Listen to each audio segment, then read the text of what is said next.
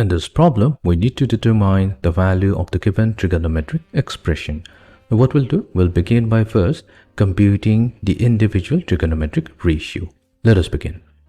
First, we will try to find out the value of sine 780 degrees. For that, what we'll do, we're going to rewrite 780 degrees. Now we know that 8 times 90 degree, so that corresponds to 720 degrees. But we are still short of 60 degrees to reach 780 degrees, so we are going to add 60 degrees to it. Fine. Now the reason why we've written in this fashion, because we know that whenever we have sine an even multiple of 90 degree plus theta, then we are still going to get the sine function, but the angle will be only 60 degrees. Now we also have to make sure in which quadrant the angle 780 lies. For that, we are going to use the quadrant system. Now we have 8 times 90, and that means we start from the first quadrant and move in the anti-clockwise fashion. We have 1, 2, 3, 4, 5, 6, 7, 8.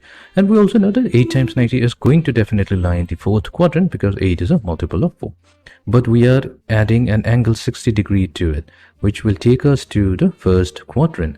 Now in the first quadrant, all trigonometric functions are positive. So we're going to get a positive sine 60 degree. The sine 60 degree corresponds to square root of 3 over 2. So that's going to be the value of sine 780 degrees.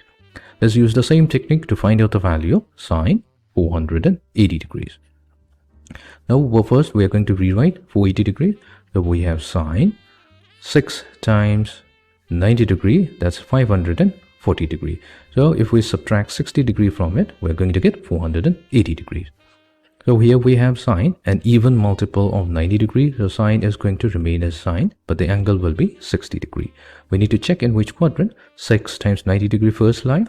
So let's check that out. So we have 1, 2, 3, 4, 5, 6. So 6 times 90 means we are in the sixth quadrant, which is also the second quadrant. And we are subtracting 60 degree from it. Now during subtraction, we have to be careful here because 60 degree being an angle which is lying between 0 and 90 degree, it's a small angle. So it's not going to change the quadrant. We're still going to lie in the second quadrant. Now in the second quadrant, sine is positive. So we're going to get a positive value.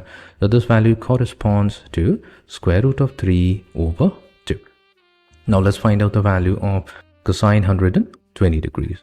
Now cosine 120 degrees, we can express it as cosine of 2 times 90. So that's 180 degrees, but we have exceeded 120 degrees by 60 degrees. So we're going to subtract 60 from it. Now we have an even multiple of 90 degrees. So cosine will remain as cosine and the angle will be 60 degrees.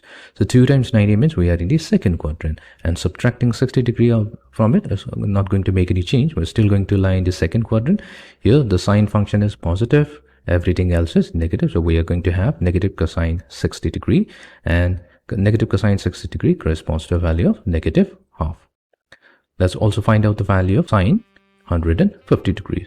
So 150 degrees, that will correspond to sine 2 times 90 degrees, so that's 180, but we've exceeded 150 by 30 degrees, so we're going to subtract 30 from it. So we have an even multiple of 90, so sine remains as sine.